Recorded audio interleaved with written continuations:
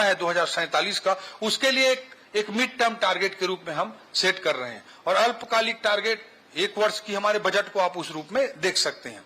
तो किसी भी अर्थव्यवस्था को, किसी भी राष्ट्र को, किसी भी समाज को आगे बढ़ाना है तो हमारा लॉन्ग टर्म विजन, हमारा मिड टर्म विजन और हमारा शॉर्ट टर्म विजन बहुत क्लियर होना चाहिए। That is our view for this budget. इस बजट के लिए हमारा सोच यही है।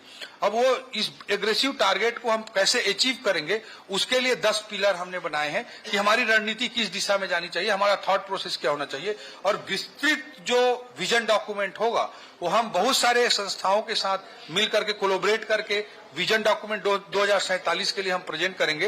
ये 10 जो आधारभूत पिलर होंगे, इसमें पहला है ज्ञान, जैसा कि आदरणीय मुख्यमंत्री जी ने कहा, गरीब, युवा, अन्नदाता और नारी हमारे आर्थिक विकास के केंद्र बिंदु होंगे। दूसरा, तकनीकी आधारित रिफॉर्म और सुशासन से तीव्र आर्थिक विकास को हम सुनिश्चित करेंगे। टेक्नोलॉजी बेस्ड रिफॉर्म्स हमको इंट्रोड्यूस करना है, गुड गवर्नेंस इंश्योर करना है, उसके आधार पर फास्टेस्ट इकोनॉमिक ग्रोथ को अचीव करने की हम कोशिश करेंगे। तीसरा, अभी कैपेक्स बढ़ाना, बहुत सारे गारंटी और बहुत सारे राजस्व एक्सपेंडिचर आते हैं, उस बीच में कैपेक्स बढ़ाना बड़ा चैलेंज होता है। बट कैपेक्स 1 रुपए कैपेक्स 100 रुपए अगर कैपेक्स बढ़ता है तो 247 रुपए का जीडीपी में कंट्रीब्यूट करता है। तो किसी भी डेवलपिंग इकोनॉमी को अगर आगे बढ़ना है तो कैपेक्स को उसको बढ़ाना ही होगा। इसलिए हमने इसमें भी बहुत एग्रेसिव टारगेट तय किया है। पिछले साल की तुलना में कैपेक्स में 20% की वृद्धि इस बजट में की गई है, जबकि पिछले 5 सालों में कैपेक्स का जो एवरेज ग्रोथ था वो 12% था। चौथा हमारा है कि हमारा छत्तीसगढ़ बहुत ही प्राकृतिक संसाधनों से परिपूर्ण है, तो उनका उचित इस्तेमाल हम कैसे करें नेचुरल रिसोर्सेज का, ये हमारा चौथा पिलर होगा। पांचवा पिलर होगा हमारा अर्थव्यवस्था के सेवा क्षेत्र की नई संभावनाओं पर जोर। पहले स्लाइड में हमने देखा कि सर्विस सेक्टर का कंट्रीब्यूशन छत्तीसगढ़ में अभी बहुत कम है और सर्विस सेक्टर में ग्रोथ का रेट भी बहुत कम है, तो उसको बढ़ाना हमारे लिए बहुत बड़ी चुनौती होगी। इसलिए आने वाले समय में हम इसको फोकस करेंगे, तभी हमारी इकोनॉमी बढ़ पाएगी। सरकार की सारी क्षमताओं के अतिरिक्त निजी निवेश भी सुनिश्चित करना। सरकार की इन्वेस्टमेंट की एक सीमा है। अभी वर्ल्ड में जो भी देश आगे बढ़े हैं, चाहे सिंगापुर का एग्जाम्पल लें, हम ताइवान का एग्जाम्पल लें, साउथ कोरिया का एग्जाम्पल लें, पिछले कुछ दशकों ने जो बड़ा जंप किया है, या छत्तीसगढ़ या भारत देश के अंदर गुजरात जैसे स्टेट का एग्जाम्पल लें, प्राइवेट इन्वेस्टमेंट हमको लाना पड़ेगा। तो हर सेक्टर में हम नहीं ला सकते। गरीब कल्याण के लिए वेलफेयर स्कीम भी चाहिए, लेकिन अन्य क्षेत्रों के विकास के लिए प्राइवेट सेक्टर के लिए सुटेबल इकोसिस्टम बनाना हमारी रणनीति होगी छठवें रणनीति के तौर पर। सातवां हमारा पिलर होगा बस्तर सरगुजा को फोकस करना, यह हमारा सातवां पिलर होगा। आठवां हमारा पिलर होगा डीडीपी, डिसेंट्रलाइज्ड डेवलपमेंट पॉकेट्स। हर स्थान की अपनी अपनी खूबी होती है। बस्तर की अपनी खूबी है, अपनी विशेषताएं हैं। रायपुर, दुर्ग, भिलाई जैसे क्षेत्रों की अपनी अलग विशेषता है। नया रायपुर की अलग संभावनाएं हैं, सरगुजा की अलग संभावना है, रायगढ़, कोरबा जैसे औद्योगिक क्षेत्रों की अलग संभावनाएं हैं। कृषि प्रधान जिलों जैसे महासमुंद, बेमेतरा, बलौदा बाजार, इस तरह के जिलों की अलग संभावनाएं हैं। तो उसके अनुरूप हम अलग अलग पॉलिसी को प्रमोट करते हुए अर्थव्यवस्था को आगे बढ़ाने का काम करेंगे। और इसे हमने एक टर्म दिया है डीडीपी, डिसेंट्रलाइज्ड डेवलपमेंट पॉकेट्स। और नवा हमारा पिलर होगा छत्तीसगढ़ की संस्कृति को फोकस करके काम करना। और 10वां, हम जितनी भी बातें करें सबसे इंपॉर्टेंट होता है इम्प्लीमेंटेशन। जब तक हम कितना भी बड़ा सोच लें, कितने भी अच्छे विचार हों, जब तक हम उसे इम्प्लीमेंट नहीं कर पाएंगे तो कोई रिजल्ट नहीं आना है। इसलिए हमारा एक पिलर हमने इम्प्लीमेंटेशन को रखा है। Importance of implementation is most important, इसलिए ये हमारा 10वां और महत्वपूर्ण पिलर है, इस पे हमारा फोकस रहेगा। मोदी की गारंटी के तहत, जैसा कि आदरणीय मुख्यमंत्री जी ने बताया, प्रधानमंत्री आवास योजना के लिए हमने 8,369 करोड़ रुपए प्रावधान किया है। अभी द्वितीय अनुपूरक में 3800 करोड़ रुपए प्रावधान किया था। महतारी वंदन योजना अंतर्गत 12,000 रुपए प्रति वर्ष देने का निर्णय हमारी सरकार ले चुकी है। कृषक उन्नति योजना के अंतर्गत 10,000 करोड़ रुपए का प्रावधान हमने किया है। जो जल जीवन मिशन है उसके लिए 4500 करोड़ रुपए का प्रावधान किया है। तेंदुपत्ता संग्राहकों को 4,000 रुपए प्रति मानक बोरा से बढ़ाकर 5,500 रुपए प्रति मानक बोरा भुगतान करने का हमने निर्णय लिया है। दीनदयाल उपाध्याय भूमिहीन कृषि मजदूर योजना के अंतर्गत प्रतिवर्ष हम 10,000 रुपए का भुगतान करेंगे। 7,000 रुपए जो पहले थे उसे बढ़ाकर 10,000 रुपए करने की गारंटी हमने अपने संकल्प पत्र में दिया था, उसी के अनुरूप यह निर्णय लिया गया है। रामलला दर्शन के लिए हम 35 करोड़ रुपए का प्रावधान छत्तीसगढ़ की जनता जनार्दन के आस्था और विश्वास के अंतर्गत किए हैं। छत्तीसगढ़ उद्यम क्रांति योजना का क्रियान्वयन भी युवाओं के लिए किया जाएगा। राज्य राजधानी क्षेत्र के दृष्टिकोण से SCR स्टेट कैपिटल रीजन के लिए भी बजटीय प्रावधान हमने किया है। यह भी मोदी की गारंटी का हिस्सा था। इन्वेस्ट इंडिया की तर्ज पर इन्वेस्ट छत्तीसगढ़ के आयोजन के लिए भी प्रावधान किया गया है। और राज्य के 5 शक्ति पीठों को कैसे विकसित किया जाएगा, ये भी मोदी की गारंटी में था। इसे भी हमने इस बजट में योजना बनाने की दृष्टि से शामिल किया है। और आगे आने वाले समय में अलग अलग फंड को एक्सप्लोर करते हुए कन्वर्जेंस मॉडल पे काम करके यह काम भी हम सुनिश्चित करेंगे। जो राजकोषीय स्थिति है, राज्य का अपना राजस्व हम 22% बढ़ा रहे हैं। ये गवर्नेंस पर आधारित वृद्धि हम करने का पूरा प्रयास करेंगे। इसलिए हर जगह आपने देखा होगा कि टेक्नोलॉजी बेस्ड जो एक्सपेरिमेंट्स हैं उसको हमने बढ़ावा दिया है, ताकि पारदर्शिता आए और ईमानदार करदाता को हम प्रोत्साहित कर सकें। जो राजकोषीय घाटा होगा वह 2.9% है, 16,000 करोड़ रुपए का। जो FRBM एक्ट का 3% का लिमिट FRBM एक्ट में है, उसके विदिन है। जो वर्ष 2023-24 में कुल राजस्वाधिक रेवेन्यू सरप्लस बजट है, इसमें 1,060 करोड़ रुपए का रेवेन्यू सरप्लस हमने अनुमानित किया है। 2024-25 के लिए कैपिटल एक्सपेंडिचर में बहुत ही महत्वाकांक्षी लक्ष्य रखते हुए 22,300 करोड़ रुपए का हमने प्रावधान किया है, जो कुल बजट का लगभग 15% है और पिछले वर्ष के बजट से 20% अधिक है। जो पिछले 5 वर्षों में जो पूंजीगत व्यय है, कैपेक्स है, उसमें ऑन एन एवरेज 12% की वृद्धि हो रही थी। इस बार हमने महत्वाकांक्षी लक्ष्य रखते हुए 20% की वृद्धि का लक्ष्य निर्धारित किया है। ये अलग अलग पैरामीटर्स में ग्रोथ है। ये स्लाइड्स आपको हम शेयर कर देंगे, इसे आप ले सकते हैं। बजट का जो आकार है, पिछले 5 वर्षों में CAGR रेट से 8% के CAGR से पिछले 5 वर्षों में बढ़ा है, बट इस साल सीधा 22% का जंप बजट में हुआ है, जो 1,47,000 करोड़ रुपए का बजट का साइज हो रहा है। ये सारे पैरामीटर्स पे वृद्धि के डेटा हैं। ये आप टेक्निकली देख सकते हैं कहां से आय प्राप्तियां हो रही हैं, कहां से पूंजीगत प्राप्तियां हो रही हैं। इसका हमने भी डिटेल प्रेजेंटेशन बना के रख दिया है। और जो व्यय है 15% कैपिटल एक्सपेंडिचर और रेवेन्यू एक्सपेंडिचर 85%। प्रमुख विभागों के बजट में जो वृद्धि है, इसे आप देख सकते हैं कि महिला बाल विकास विभाग के बजट में 112% की वृद्धि है। PHE डिपार्टमेंट के बजट में जल जीवन मिशन को सुनिश्चित करने की, महिला बाल विकास के विभाग में जो वृद्धि दिख रही है आपको 112% की, वो मोदी की गारंटी महतारी वंदन योजना को लागू करने के लिए है। PHE डिपार्टमेंट के बजट में 97% की जो वृद्धि दिख रही है, वो मोदी जी के जल जीवन मिशन जो ठप पड़ा हुआ था छत्तीसगढ़ में, उसे पूरा करने के लिए है।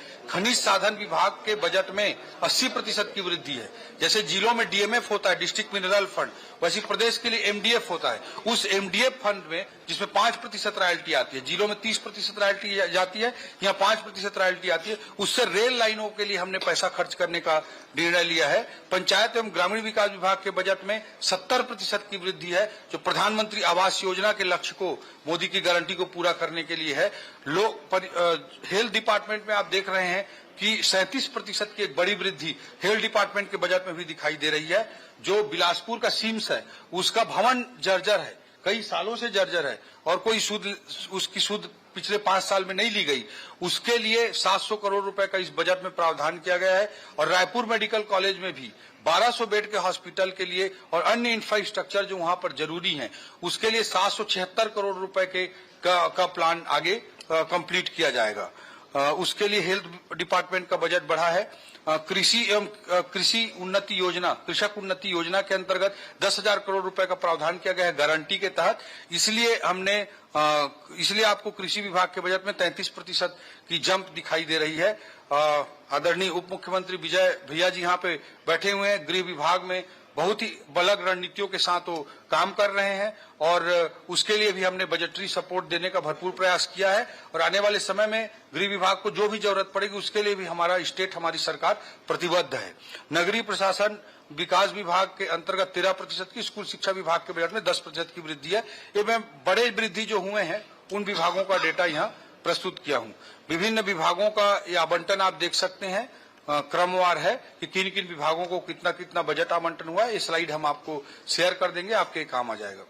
इसमें प्रमुख योजना आप देख सकते हैं कि गारंटी से संबंधित महत्वपूर्ण योजनाओं के अतिरिक्त मुख्यमंत्री खाद्यान्न सहायता योजना में 3400 करोड़ रुपए का पैसा, हायर सेकेंडरी स्कूलों के लिए 3900 करोड़ रुपए का पैसा, 5 HP कृषि पंपों के लिए मुफ्त बिजली प्रदान करने के लिए 3500 करोड़ रुपए का प्रावधान, शहीद बी नारायण सिंह आयुष्मान स्वास्थ्य योजना के लिए 1500 करोड़ रुपए का प्रावधान किया गया है।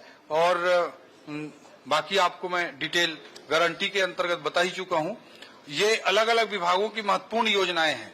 पीएम जनमन योजना, ग्रामीण विकास योजना अंतर्गत अन्य योजनाओं के अतिरिक्त पीएम जनमन योजना है, जो कि पीवीटीजी के लिए, जो राष्ट्रपति के दत्तक पुत्र कहे जाते हैं, पहाड़ी, कोरबा, बिरहोर, इन सब जनजातियों के लिए आदरणीय मोदी जी ने ये योजना चलाई है, उन तक एक्सेस पहुंचाने के लिए, उन तक सभी स्कीम्स को सैचुरेट करने के लिए। उसके लिए 300 करोड़ रुपए का प्रावधान इस बजट में कनेक्टिविटी के लिए, पीवीटीजी एरिया में कनेक्टिविटी के लिए किया गया है। ग्रामीण विकास विभाग के अंतर्गत अलग अलग विभागों का ये पूरा डिटेल है, आपको हम शेयर कर देंगे।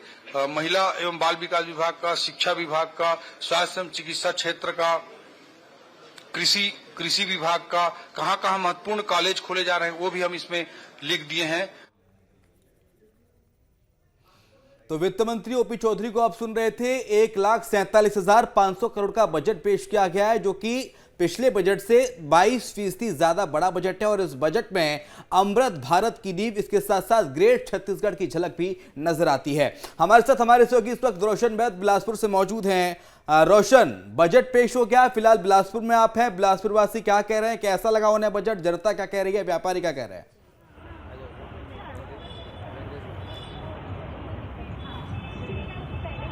जी बिल्कुल, देखिए इसके पहले भी जब हमने बातचीत की थी और जिस हिसाब से बताया था कि युवाओं, किसानों और जो महिलाओं के लिए बजट में कुछ ना कुछ खास रहेगा और सभी वर्गों को जो है इस बजट में कुछ ना कुछ दिया गया है। सबसे पहले जो बजट आया है, सीधे उन लोगों से बातचीत करते हैं कि क्या लगा है बजट में, क्या कुछ खास उनको लगा है।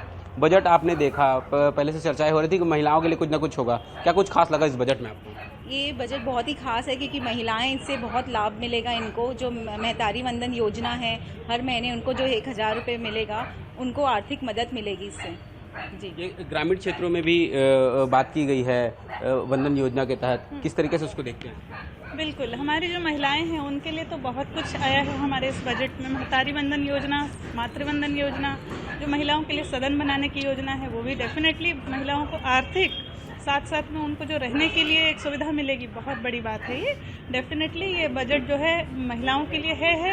हमारे छत्तीसगढ़ में हम देखें तो एक तरह से ये टूरिज्म जो होता है, टूरिज्म डेवलपमेंट हमारा नहीं था। इकोनॉमिकल डेवलपमेंट डेफिनेटली इस पर होने वाला है क्योंकि पर्यटन पर बहुत काम होगा। दूसरा, साथ ही साथ हम रिलीजियस डेवलपमेंट देखते हैं। रिलीजियस रामलला आए हैं ना, तो उनका 20 क्या है, समथिंग लाइक ऐसे है ना, कि बहुत सारे लोगों को बोला गया है कि हमारी जो सरकार है सालाना 20,000 समथिंग लोगों को मुफ्त में दर्शन कराएगी। और क्या चाहिए, रिलीजियस डेवलपमेंट आ गए हमारे राम जी। Thank you. तो बजट से आप संतुष्ट हैं क्या? बिल्कुल संतुष्ट हूँ। क्योंकि तो रोशन हमारे साथ हैं और देखिए कुछ तकनीकी खराबी है, संपर्क नहीं हो पा रहा है, लेकिन बजट की बड़ी बातें कौन कौन सी हैं वो ग्राफिक्स के जरिए आपको बता रहा है। ज्ञान के माध्यम से गरीब, युवा, अन्नदाता और इसके अलावा नारी, उसकी थीम पर बजट रखा गया। जीडीपी अगले 5 साल में दोगुना करने का लक्ष्य है। प्रदेश के युवाओं के साथ अन्याय हुआ, ये बात कही गई। हालांकि देखिए कांग्रेस सरकार पर भी अपने बजट भाषण में ओपी चौधरी जमकर निशाना साधते नजर आए और उन्होंने कहा कि देखिए जब 5 साल तक कांग्रेस की सरकार थी तो 5 साल में कांग्रेस की सरकार ने प्रदेश को बेरोजगारी की ओर धकेला।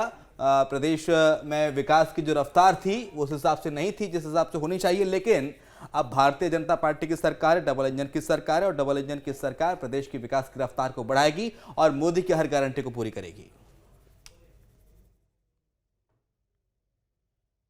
छत्तीसगढ़ अब केंद्र से टकराव वाले पिछले 5 वर्षों के मॉडल के स्थान पर डबल इंजन की सरकार में संघ राज्य समन्वय से विकास का नया अध्याय लिखेगा। समर्पित बजट होगा। इसके अलावा छत्तीसगढ़ के एक बेहतर भविष्य की नींव रखने वाला बजट होगा। एक ऊंचे लक्ष्य को प्राप्त करने का रोड मैप और स्ट्रैटेजी भी हम बजट के माध्यम से छत्तीसगढ़ की जनता जनार्दन के सामने प्रस्तुत करेंगे। छत्तीसगढ़ को दिवालियेपन के कगार पर धकेलने में कांग्रेस ने कोई कोर कसर नहीं छोड़ी थी। पिछले 5 सालों में भ्रष्टाचार किया गया, व्यवस्था को अव्यवस्था में बदल दिया गया, एनार्की फैलाई गई, उसके कारण इकॉनमी भी हिट हुई है। कल इकोनॉमिक सर्वे के डेटा कहते हैं कि छत्तीसगढ़ की जीएसडीपी का ग्रोथ रेट 6.56% है, जबकि भारत देश का जो एवरेज ग्रोथ रेट 7.32% है, साथ इकॉनमी स्लो। तो नए भारत की नींव की बात कही जा रही है। हमारे साथ रोशन वैद लगातार जुड़े हुए हैं बिलासपुर से। रोशन, एक बार जरा लोगों से पूछे कि रामलला दर्शन योजना की भी बात कही जा रही है सरकार की ओर से। इस बजट में प्रभु श्री राम के अयोध्या में दर्शन कराएगी सरकार, उसको लेकर लोग क्या कह रहे हैं, क्या सोच रहे हैं, क्या मानना है उनका?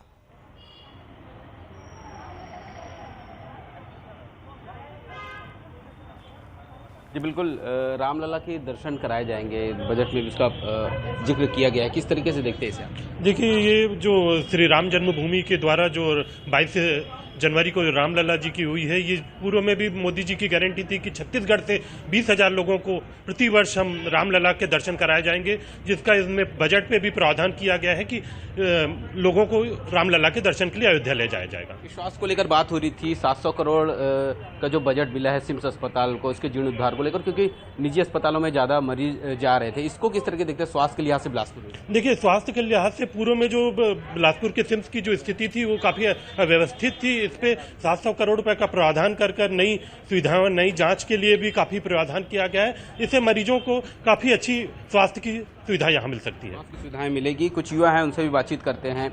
बजट आपने देखा, सभी वर्गों को इसमें कुछ ना कुछ दिया गया है, क्या लगता है? और कुछ युवाओं को इसमें जो पूछते कि यूपीएससी की सीटें 3 गुना बढ़ा दी हैं। चाहूंगा कि जैसे पूर्व में भी युवाओं को भविष्य का सपना दिखाकर वर्तमान में ठगा जाता है, इस बार भी वही हुआ है। जैसे पहले 2 करोड़ रोजगार देने की बात कही गई थी, उसी प्रकार अभी भी वर्तमान के लिए हमारे लिए किसी प्रकार की युवाओं के लिए योजना नहीं है। जो योजनाएं यूपीएससी की जो सीटें हैं जो दिल्ली में, उनकी बढ़ाई गई ताकि जो युवा है वहाँ जो है वो शिक्षा प्राप्त कर सकते हैं। उसको कैसे देखते हैं? जी, वो उसको मैं देखता हूँ कि वो पॉजिटिव है, लेकिन अभी जो हजारों लाखों की संख्या में जो बेरोजगार घूम रहे हैं, उनको स्वरोजगार के लिए कुछ योजनाएं उपलब्ध करानी चाहिए थी, अभी रोजगार की कुछ व्यवस्था करनी थी। वही वर्तमान में जैसे मैं ही पिछले 3 साल से नौकरी के आशा में, उम्मीद में जी रहा हूँ कि अब आएगा और मेरी नौकरी लगेगी करके, तो अभी उम्मीद था कि बजट आ रहा है तो हमारे लिए आएगा करके, तो इसमें ऐसा कुछ नहीं है। और साथ ही जो रामलला के दर्शन की बात है, तो हम कमाएंगे तो हम अपने पैसे से खुद जाएंगे।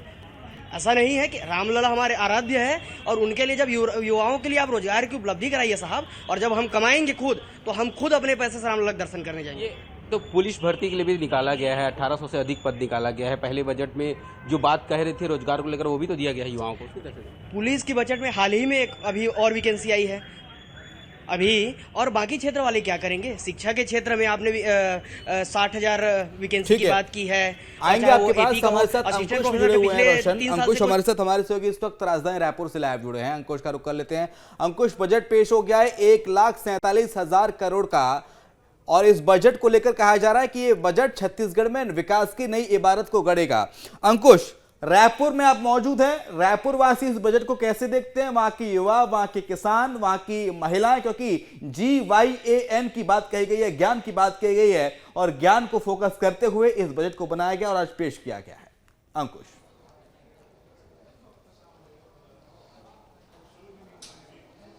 देखिए, छत्तीसगढ़ सरकार ने बजट पेश कर दिया है और वित्त मंत्री के तौर पर OP चौधरी ने बजट पेश करने के बाद बहुत सारी बातें कही हैं और पूरे प्रदेश को इस बजट में शामिल करने की बात कही है।